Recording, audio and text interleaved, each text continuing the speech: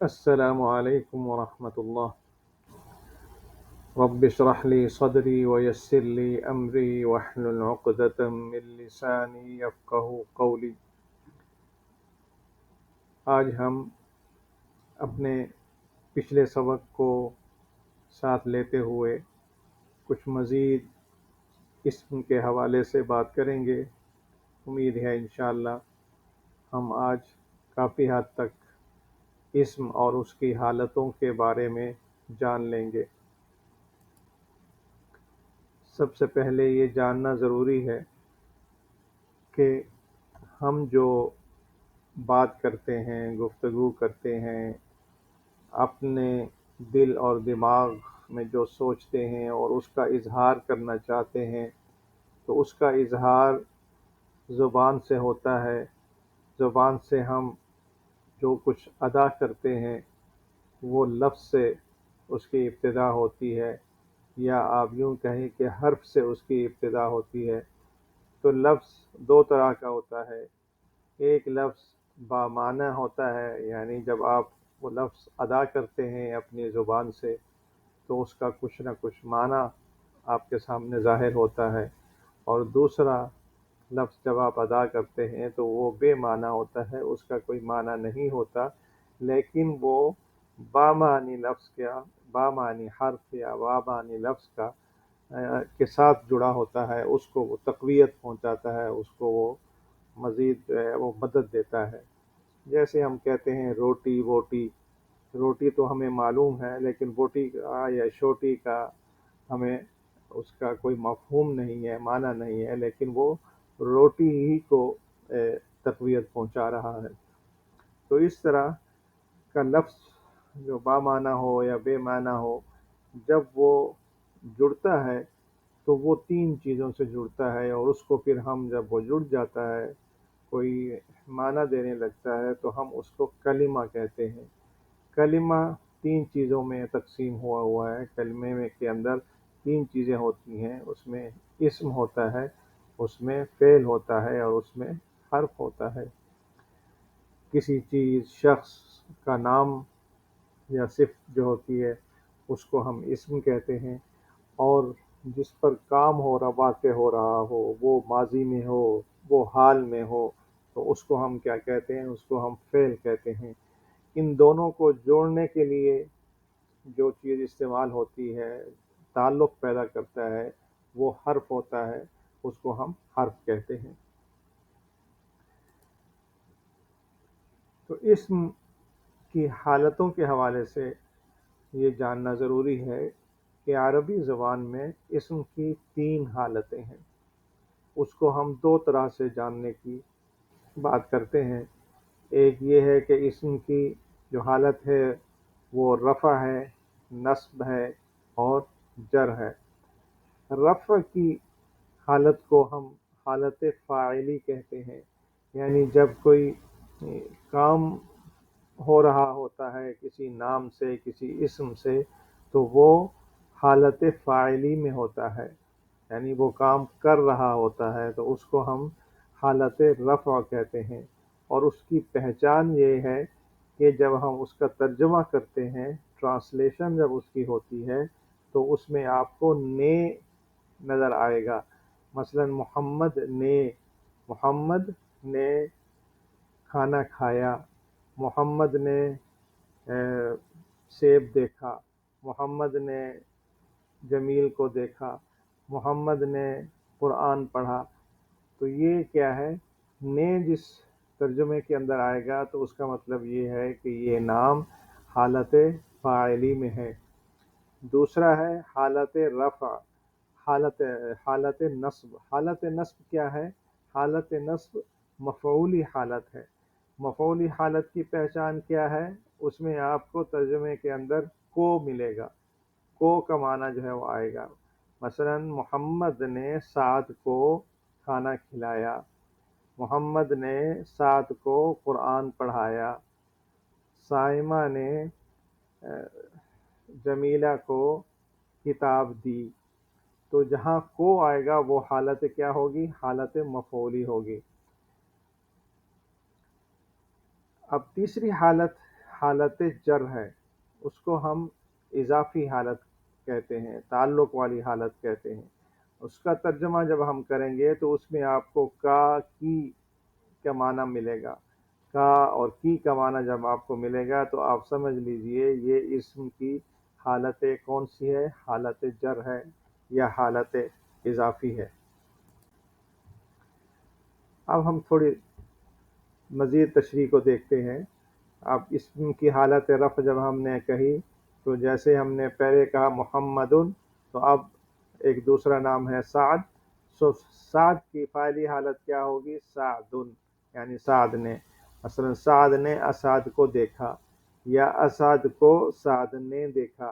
اب آپ یہ دیکھیں سعد نے میں کیا ہے، یہ اسم کی حالت رفع ہے اور اسم کی حالت فاعلی ہے۔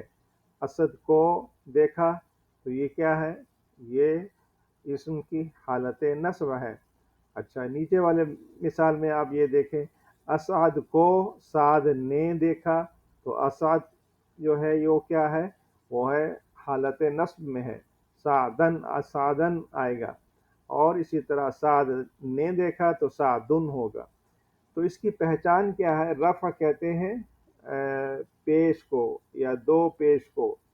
جب کسی اسم کے اوپر آپ کو دو پیش نظر آئیں تو آپ یوں سمجھ لیں کہ یہ نام یا یہ اسم حالت رفع میں ہے، اور جب آپ کو اسم کے آخر میں دو زبر نظر آئیں تو آپ سمجھیں کہ یہ کیا ہے، یہ حالت مفعولی ہے۔ اور اگر کسی اسم میں آپ کو معنی کے اندر کا کی نظر آئے تو وہ کیا ہوگا، وہ حالت جر میں ہوگا وہ والا اسم، تو اس کو ہم کیا کہیں گے، حالت اضافی کہیں گے۔ اب تھوڑی سی مزید ہم حالتیں دیکھتے ہیں، مزید اسما دیکھتے ہیں وہ کس حالت میں ہوں گے۔ مثلا نام ہے علیم، تو اگر یہ حالت فاعلی میں ہوگا تو پھر کیا ہوگا، میم کے اوپر دو پیش آپ کو ملیں گے، علیم، اللہ علیم بذات الصدور۔ تو اسی طرح رسول، محمد رسول اللہ، تو یہ آپ کو حالت رفع میں جب آپ دیکھیں گے پہچانیں گے کیسے، لام کے اوپر آپ کو دو پیش نظر آئیں گی یا ایک پیش آپ کو نظر آئے گا۔ اسی طرح مسلم، انا مسلم، میں مسلم ہوں، تو مسلم جب میم کے اوپر دو پیش نظر آئیں گے تو آپ سمجھ لیجئے کہ یہ اسم کیا ہے، یہ اس حالت رفع میں ہے۔ اسی طرح مسلمتن، تو تا کے اوپر جو دو پیش ہیں یہ کس چیز کی پہچان ہے، یہ پہچان ہے حالت رفع کی اور حالت فاعلی کی۔ جب بھی اسم حالت فاعلی میں ہوگا تو اس کی پہچان میں آپ کو کیا دیکھیں گے، آپ رفع دیکھیں گے، یعنی دو پیش آپ دیکھیں گے یا ایک پیش آپ کو نظر آئے گا۔ اسی طرح خبیر، را کے اوپر دو پیش ہے تو یہ کیا ہے، یہ بھی حالت رفع یا فاعلی کی حالت میں ہے۔ اب دوسری حالت کیا ہوگی، نصب کی حالت ہوگی یا مفعولی حالت ہوگی۔ تو علیم جب مفعولی کیفیت میں ہوگا تو پھر کیا ہوگا، علیمن بن جائے گا۔ رسول جب نصب کی حالت میں یا مفعولی حالت میں ہوگا تو پھر کیا ہوگا، رسولن بن جائے گا۔ مسلم جب نصب کی حالت میں ہوگا تو کیا بنے گا، مسلمن بن جائے گا۔ مسلمتن جب حالت نصب میں ہوگا تو وہ کیا کہیں گے، ہم اسے کیا پڑھا جائے گا، کیا بولا جائے گا، مسلمتن۔ خبیر جب حالت نصب میں ہوگا یا مفعولی کیفیت میں ہوگا تو پھر کیا ہوگا، خبیرہ۔ اب آ جائیں تیسری حالت، حالت اضافی یا حالت جر۔ تو علیم فاعلی حالت میں کیا، فاعلی حالت میں دو پیش تھے اس پر، مفعولی حالت میں دو زبر آ گئے اس کے اوپر، اور جر کی حالت میں یا اضافی حالت میں علیمن بن جائے گا۔ رسول فاعلی حالت، رسولن مفعولی حالت، اور رسول جر کی حالت یا اضافی حالت۔ مسلم حالت فاعلی، مسلمن حالت مفعولی، مسلمن حالت جر یا حالت اضافی۔ اور اس کی پہچان میں نے اردو کے اس میں بتائی ہے کہ فعلی حالت میں نہیں آئے گا ترجمے میں، مفعولی حالت میں کو آئے گا ترجمے میں، اور اضافی یا جر کی حالت میں کا کی کے معنی آئیں گے۔ اسی طرح مسلمتن حالت رفع یا فاعلی حالت، مسلمتن حالت نصب یا مفعولی حالت، مسلمتن حالت جر۔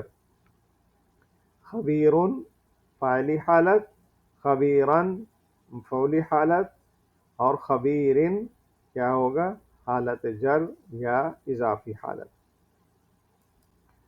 تھوڑا سا اور ذرا اس کو ہم سمجھتے ہیں جملے کو استعمال کرتے ہوئے، جملہ دیکھتے ہوئے۔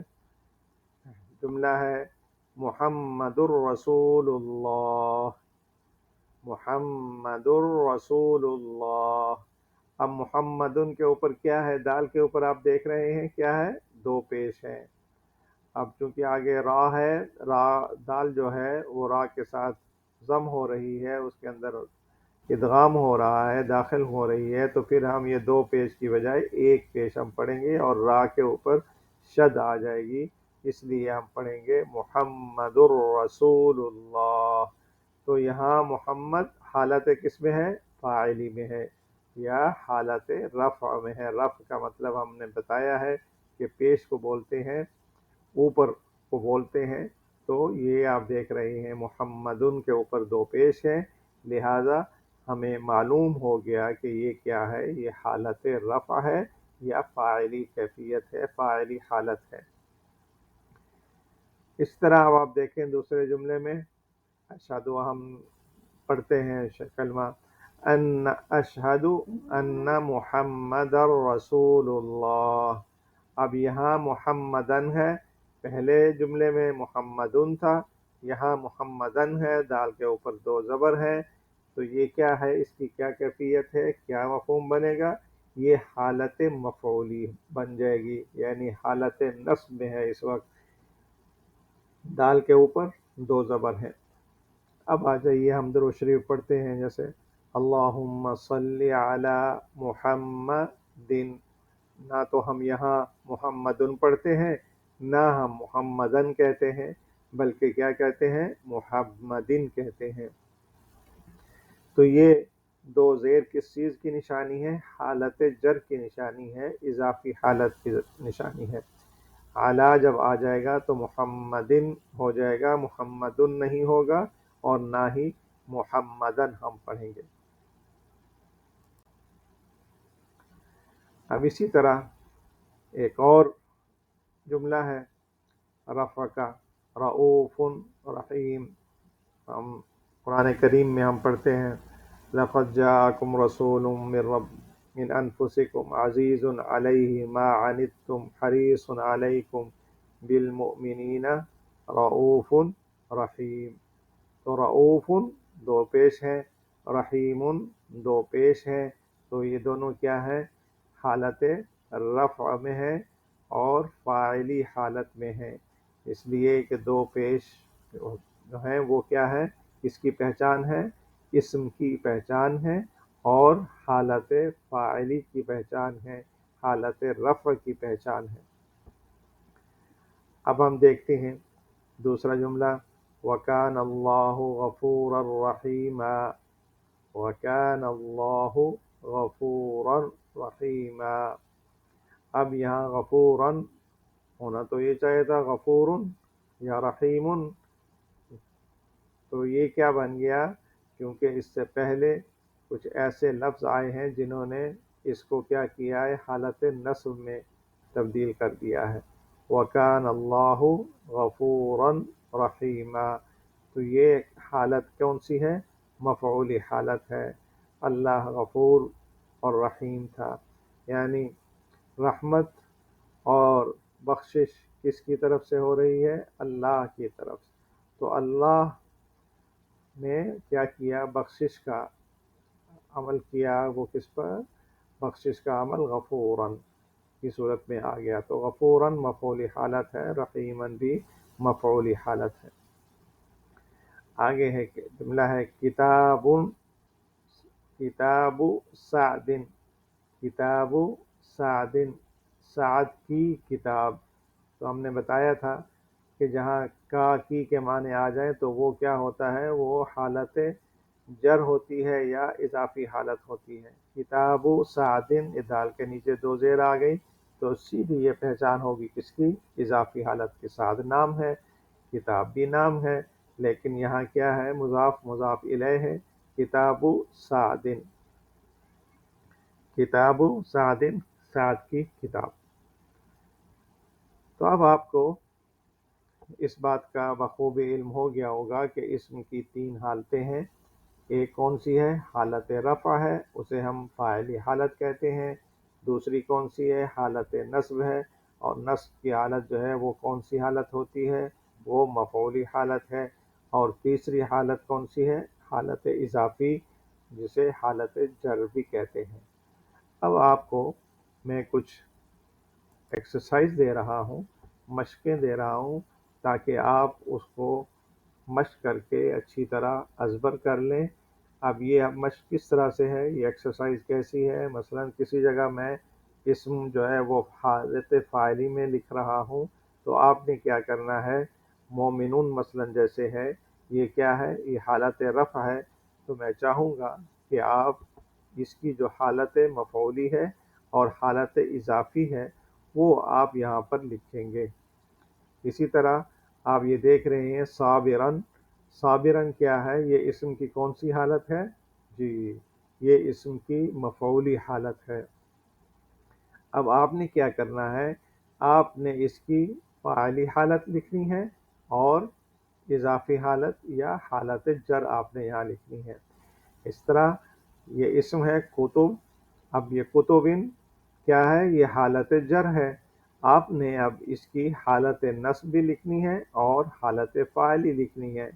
اسی طرح یہ اسم ہے قدیرن، یہ کیا ہے، یہ فاعلی حالت ہے، حالت رفع ہے اسم کی، تو آپ نے یہاں پر اس کی مفعولی حالت لکھنی ہے، حالت نصب لکھنی ہے، اور یہاں آپ نے حالت اضافی یا حالت جر لکھنی ہے۔ اسی طرح سے آپ نے یہ مشق کرنی ہے، اور جتنے زیادہ آپ کو نام یاد ہوں آپ ان کی پریکٹس کیجئے، مشق کیجئے، تاکہ جب بھی آپ کے سامنے کسی جملے میں کوئی اسم آئے تو آپ کو معلوم ہو جائے کہ یہ کون سی حالت میں ہے، اور پھر آپ کو اس کا ترجمہ کرنا آسان ہو جائے۔ امید ہے اسم کی یہ حالتیں آپ کو بخوبی اس کا علم ہو گیا ہوگا۔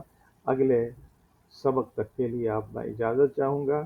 مجھے امید ہے کہ آپ اس کی اچھی طرح مشق کریں گے، ایکسرسائز کو خوب اچھی طرح جان کے اگلے سبق تک کے لیے آپ نے اس کی مشق کرتے رہنا ہے۔ تب تک کے لیے اجازت، اللہ حافظ۔